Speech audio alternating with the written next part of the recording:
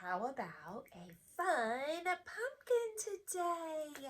I have a couple little tricks that I like to do to make my pumpkins look more realistic or three-dimensional. So gather your supplies and come join me for a fun step-by-step lesson on how to draw a pumpkin. You'll want pencil, eraser, something to color with. I'm going to do two, so I'll use crayon and oil pastel so you can see the difference. And that's about it. I guess that's really all that you need. If you're using oil pastels, you may want a paper towel to be able to clean those with. Like I said, pencil, eraser. If you want a Sharpie to trace your pencil lines with, you could also do that as well. And let's get started. Now, I always start with a marker so that you can see what I'm doing. My paper is horizontal because pumpkins are typically wider than they are tall, but sometimes you can find a tall, skinny pumpkin. You do you. We are going to start with what looks like a parentheses, just like that. And then a parentheses on the other side. And then we will connect with a curve at the bottom, like a smile, okay? Next, we're gonna do what's sort of like a lazy C. Now, my lazy C is a little bit shorter than my original. Pumpkins are symmetrical, so I'm going to do a backwards lazy C on this side, just like that. Next, we'll make another lazy C and another backwards C, okay? Now, you can make these more rounded if you want your pumpkin to be wider, or you can keep them kind of skinny like mine are. At the top right here, I am going to do a little bit of a smile curve.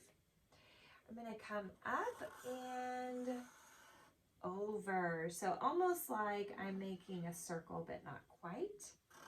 Come back up and connect. So it looks like a hook almost. You could just do a stumpy type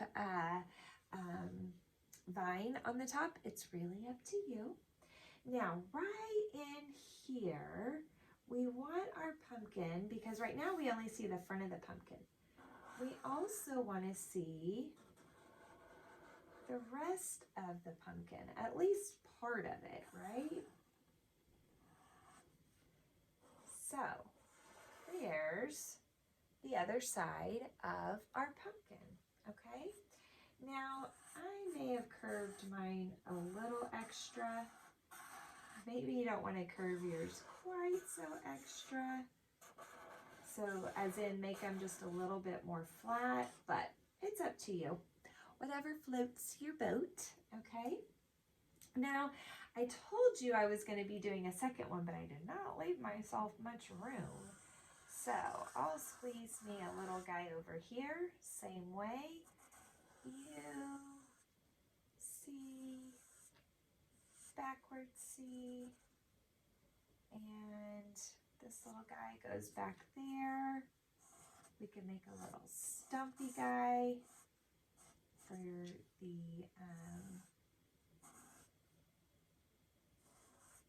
stem. There we go. So I'll show this up to you a little bit closer in case you need to pause to get caught up drawing. Okay, so now we're going to do two different, oh wait, real quick, let's draw some ground line right here. Okay, and we'll think about the background. We may add some more. So for the tops of my pumpkins, because I want it to look like there's light hitting the tops of the pumpkins, there we go. I'm going to shade those all in up there, just like that.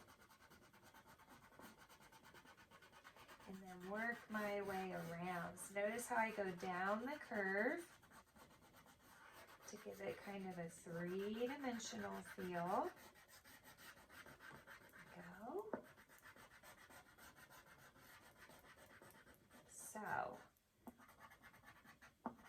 I will show you up close what I've just done. There we go. Just like that. Then on the little guy, or you could do vice versa. You could do big guy is oil pastel, little guy is crayon. Either way, doesn't matter. So same thing. Oil pastel is more bold, it is more noticeable, and it is easier to blend. I really love using oil pastels. You know what? We gotta put a little yellow up here on this top guy, right? So let's add some yellow up here too, because definitely lots of light is going to be hitting this pumpkin as well.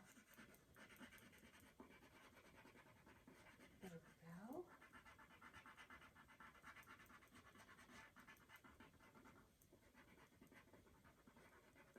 There. Okay. Now on the bottom half, we're going to go opposite. We're going to add the shadow. So I'm going to go up the bottom, just like that. And so I'm doing the exact same thing I did on the top, just doing it on the bottom. There we go. Whoop.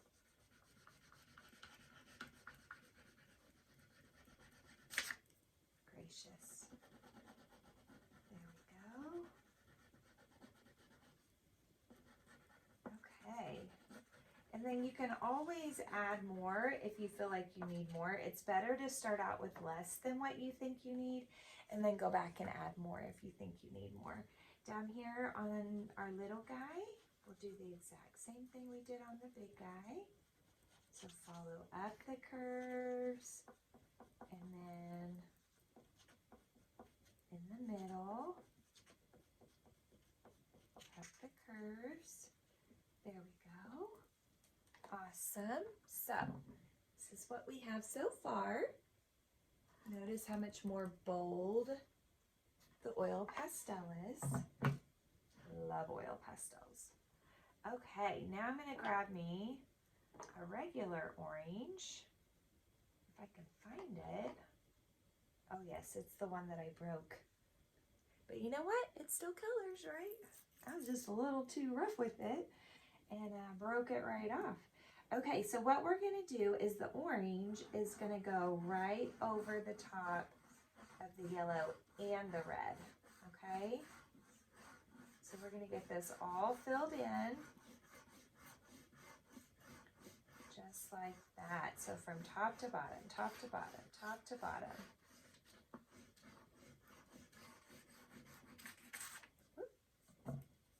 Maybe if I hold that down there. There. And then anywhere you think you need to put it on darker, go right ahead, or you can keep it soft in some areas. So again, nice, long, curved crayon lines to match the curve of the pumpkin.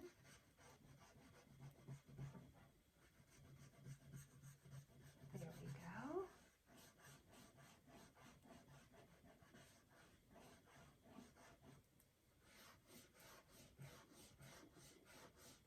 Ta-da! Get that all colored in so beautifully. And this helps our pumpkins look a little bit more realistic, right? There we go.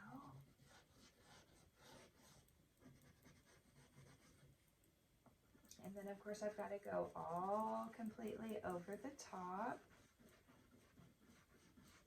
Cover up that yellow. I didn't put any red on the top little sections because you can't see the bottom parts of them. The bottom parts are on the other side of the pumpkin, but you can do you, whatever floats your boat, like I always say. Okay. middle one, I can't push quite so hard with the oil pastel, or it will completely cover up my yellow. So you have to be a little bit softer with the oil pastel than what you were with the crayon. There we go. There we go. Then, if I needed to, I could take a little bit of white, kind of blend that middle section. Gracious. There we go. And get all of that filled in just like that. And then if you lost too much yellow, you can always go back and put some more yellow back on there. There we go.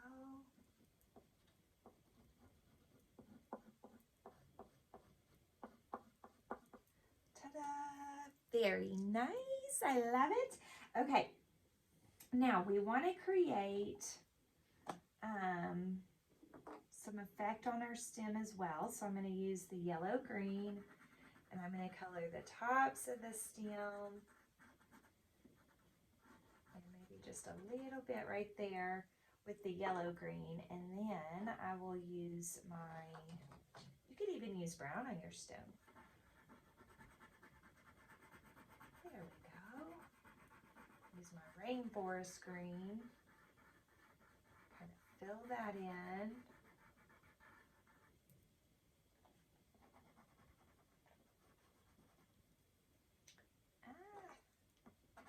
Forgot this little guy down here, didn't I? There we go.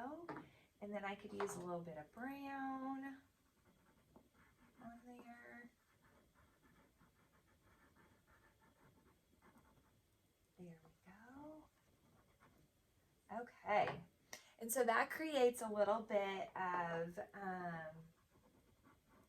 dimension on our stem as well by adding the different greens in there. Okay. So now let's talk about our ground. We want to create some shadow up under the pumpkin.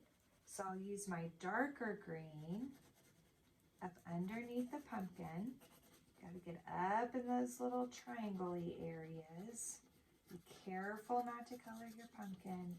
You just spent all that time making it beautiful with your yellows and reds and oranges, and you don't want to accidentally go over that with green. All that hard work.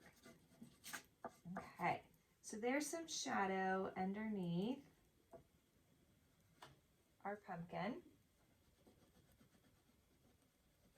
Okay, so now I could go with my light green and color in the rest of my ground with the light green. You can overlap on top of the dark green a little bit with the light green, so that way it blends nicely and it's not just like bam, dark green, light green, you know, kind of has some different values in there. So that's really nice. I could, if I wanted to, even add just a little bit of brown right up here underneath the pumpkin, just a little bit, to give it even more of a shadow down there. Okay, remember, pause me anytime and make sure to watch to the end. Okay, so I was thinking for the background, I wanted to do something a little different. So what I'm going to do is I'm going to use this is turquoise, and I'm going to pretend that this is, well, it really is the middle of, and so it's like I'm coloring out like this from the middle, okay? I'm going to go out, and I'm using a medium pressure, not too hard, not too soft, medium pressure. We're going to come this way now. This kind of blends with my stem though, doesn't it? I may have to add more brown to my stem just so it doesn't blend.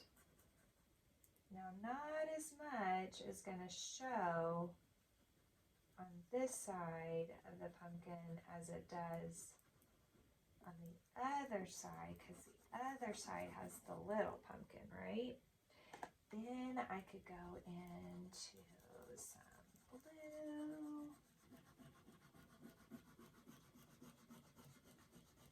Right in here. And then I was thinking some purple. That's a pretty color. There we go.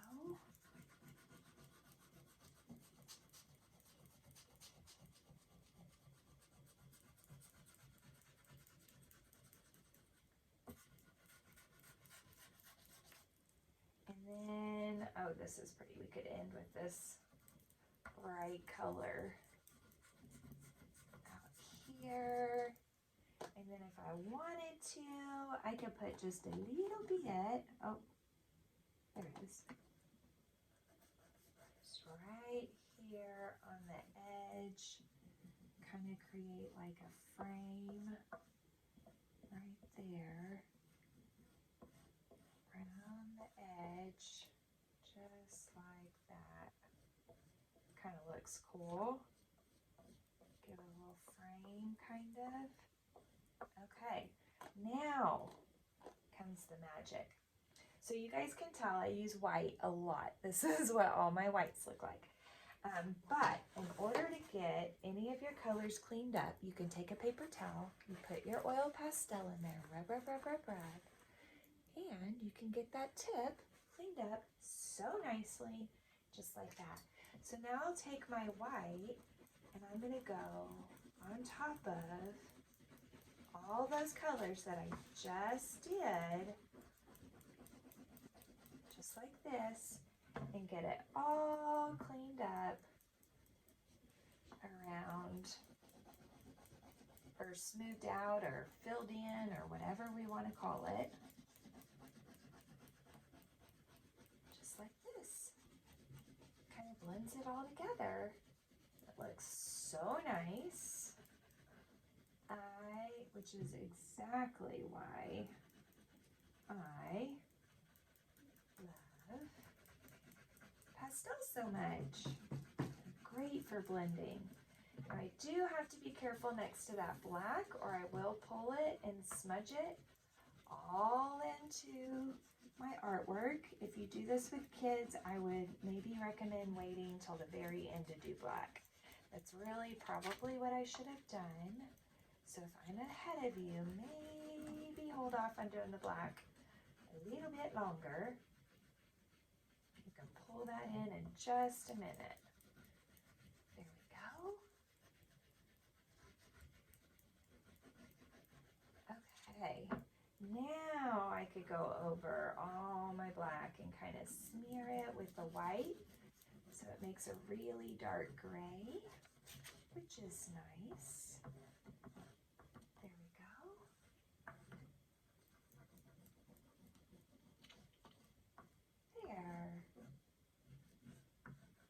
Very lovely. Oh my goodness. I really like it. Okay. Yeah, just a little bit more white in there. Just to blend. And then could go a little bit of a brown pastel and kind of clean that up.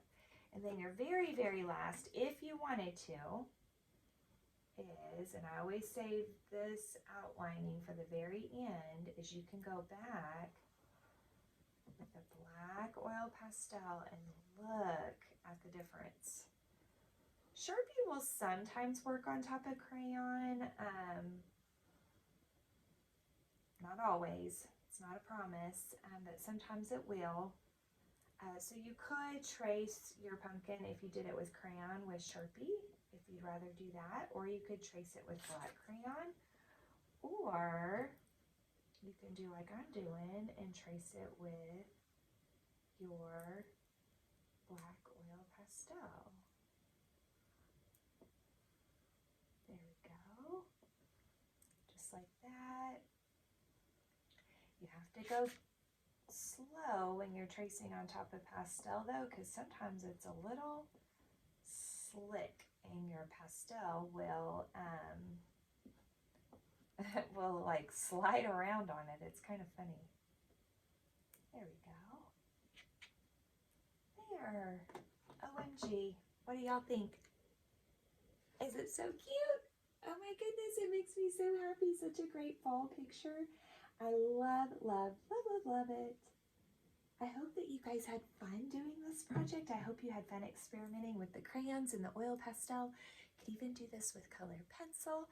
And I've even had a kiddo do their shading with marker, and it still kind of works, which is cool.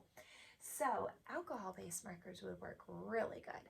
But I had a great time doing this activity with you. I hope that you guys have a fun and safe fall, and you stay warm and enjoy making art.